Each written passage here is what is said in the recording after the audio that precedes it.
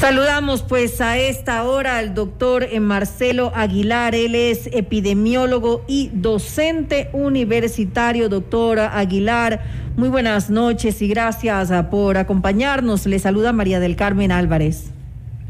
María del Carmen, buenas noches. Un gusto estar con ustedes y con la distinguida audiencia de FM Mundo. Gracias a usted.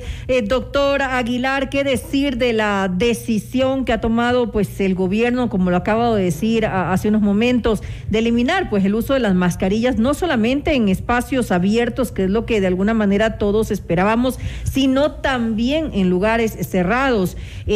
¿Hay tal vez los argumentos técnicos y sanitarios suficientes para haber tomado esa decisión, así como ellos lo aseguran? Es preocupante cómo se manejan las cosas. Ya estamos de algún modo acostumbrados a estas decisiones extrañas, poco sustentadas, poco racionales. Tal vez políticas, ¿no? Acostumbrado el COE, sí, el COE.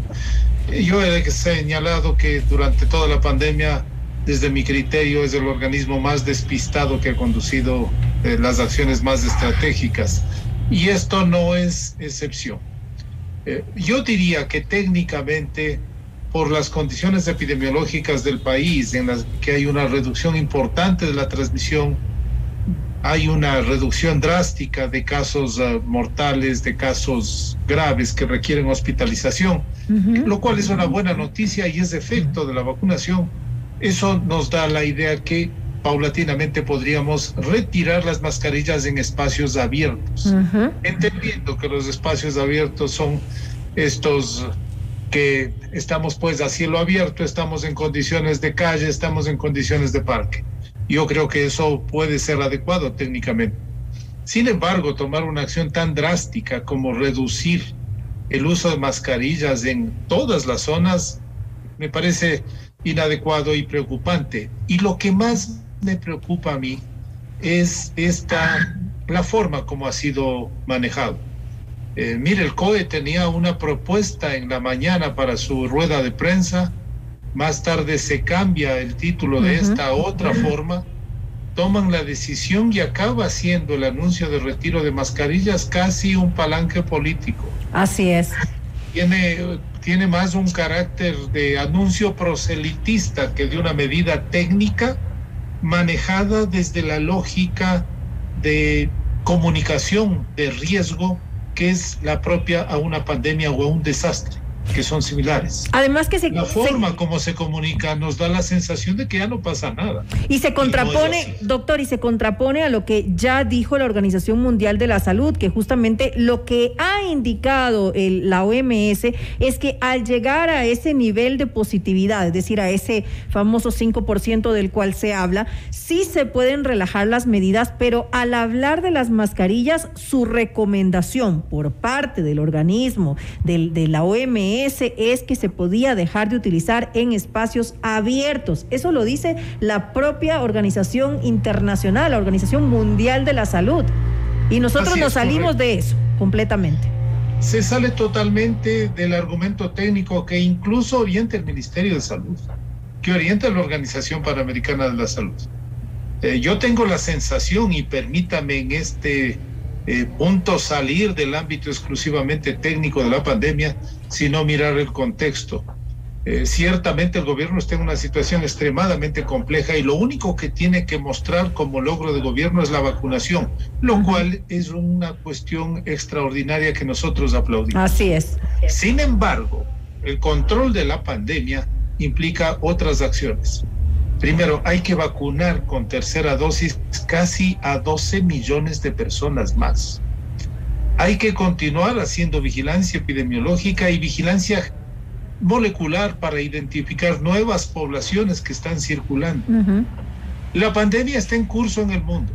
El Ecuador está en una situación importante, favorable, que aplaudimos y saludamos en la situación que estamos. Pero la pandemia continúa en curso en el mundo. Hay países que tienen menos de 20% de cobertura de vacunación y son espacios en donde hay una altísima circulación del virus. Este virus está transformándose, está mutando y en cualquier momento puede aparecer otra variante, como ya han aparecido durante estos 2 años. Son al menos 7 variantes importantes que hemos tenido que enfrentar. La última es la Omicron. Hay una variación de la Omicron que es mucho más transmisible que esta, y mientras no haya una consolidación del control planetario, siempre estaremos en riesgo en el aparecimiento de nuevas variantes o de nuevas cepas que pueden hacer rebrotar. Además, vemos con preocupación lo que está ocurriendo en China en estos momentos con 2 grandes ciudades, es decir, otra vez han vuelto al confinamiento, otra vez están en problemas sanitarios que se están dando en China. Antes, en algún momento, tal vez lo veíamos lejano, pero después de lo que pasó ya hace 2 años, lo que ha ocurrido con este virus, ya no podemos pensar en que es demasiado lejano lo que está ocurriendo en países como China. Lo cual nos muestra que la situación no es de seguridad como para tomar las actitudes que ha tomado el gobierno nacional. ¿Qué significa lo de China? Significa que a pesar que se logró un control adecuado con una férrea disciplina social, con mecanismos tan sofisticados que tiene China, como que le identifican a cada persona por la posición, por su teléfono celular, y saben si es que esa señal tiene verde, tiene amarillo o tiene rojo, puede o no puede movilizarse. A ese nivel de sofisticación llega China. Es una población que ha sido altamente vacunada, que fue altamente restringida, y sin embargo tiene un rebrote de Omicron que obliga a cerrar una ciudad tan populosa y grande como Shanghái. Beijing está en riesgo de entrar en confinamiento. ¿Qué significa esto? Que debemos tomar precauciones, porque a pesar del logro importantísimo de estar con una población vacunada, el 83% con 2 dosis, un 30% con 3 dosis, a pesar de todo eso, el riesgo de rebrotes y de que ocurran nuevas situaciones de esta naturaleza está ahí presente. Continúa latente, sin lugar a dudas. Ahora, un tema que... es una espada de Damocles, entonces tenemos que actuar en consecuencia. El presidente tuvo un discurso triunfalista que nos da la sensación que ya no pasa nada, pero el Ecuador aún tiene tareas muy importantes y esfuerzos significativos para consolidar la situación inmunológica de la población, llegando a vacunar a más de 80% por lo menos con 3ª dosis, con 4ª dosis a los grupos específicos. Uno de los argumentos técnicos que se dio es el tema de la baja tasa de positividad que está supuestamente por debajo del 5%, pero mi pregunta es, doctor, ¿hasta qué punto esto puede ser un dato absoluto y real? Porque ¿cuánta gente puede acceder a hacerse una prueba de COVID? Yo, lamentablemente, pasé por el COVID hace 15 días, más o menos, o algo así, y tuve que hacerme una prueba, y lo conversaba en el laboratorio, les decía, cuesta $45. Es decir, yo puedo darme el lujo, porque es un lujo, de hacerme la prueba. Pero ¿qué pasa con un padre de familia de escasos recursos, que tenga 2 o 3 integrantes de la familia? O sea, empieza a sumar, pues entonces, ¿cuántas pruebas de COVID pueden en realidad realizarse en nuestra población? ¿Qué tan certero es ese dato? El Ecuador se ha caracterizado durante toda la pandemia por su baja capacidad de testeo. ¿Qué significa eso? De buscar casos y de diagnosticar casos. Es uno de los países con menores indicadores de esta actividad que era importantísima. Entonces, siempre se hicieron pocas pruebas frente a las que debían hacerse. Hoy, mucho menos. Hoy casi no hay recursos, no hay insumos, los costos son prohibitivos. Entonces, un gran número de casos pasan al subregistro, no son conocidos, no son registrados. Los registros de mortalidad tienen un atraso de casi un mes. Los registros de diagnóstico tienen un atraso de por lo menos una semana, y hay que considerar ese pequeño testeo. Lo que sí es un dato valioso, importante, son las coberturas de vacunación y el número de fallecidos, que en general parece haberse reducido de forma drástica, como hemos indicado. Sin embargo, esa puede ser una situación transitoria, María del Carmen.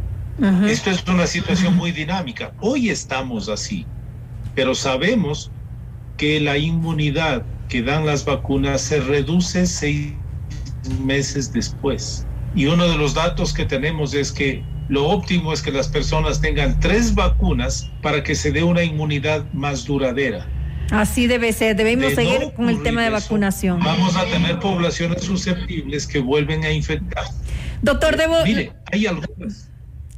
Lamentablemente debo cerrar esta entrevista, nos hemos quedado cortos de tiempo, pero sí quiero cerrar con una recomendación suya hacia quienes nos están escuchando en estos momentos, a pesar pues de lo que ha dicho, de lo que ha dispuesto el COE Nacional, el gobierno.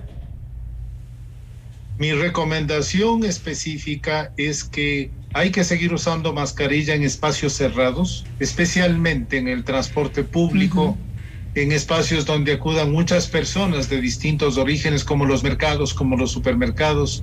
Las unidades hospitalarias tienen que ser observadas especialmente por las personas que tienen síntomas de resfrío, síntomas respiratorios, para evitar transmitir los virus a otras personas. Yo creo que hay que seguir usando en esas condiciones de forma prioritaria. También las personas que tienen comorbilidades y problemas con su inmunidad. A pesar de lo que diga el gobierno, yo estoy diciendo que la propuesta del presidente ha sido una propuesta de populismo epidemiológico. Creo que la responsabilidad nuestra de cuidarnos está presente y que hay que seguir practicando la prevención. Así es, importantísimo que todos los ciudadanos ahora tomemos en cuenta nuestra responsabilidad dentro de esta situación para poder manejarla de la mejor manera. Le quiero agradecer al doctor Marcelo Aguilar, él es epidemiólogo y docente universitario. Gracias por haber estado junto a nosotros en esta entrevista. Un gusto de estar con ustedes. Buenas noches. Muy buenas noches.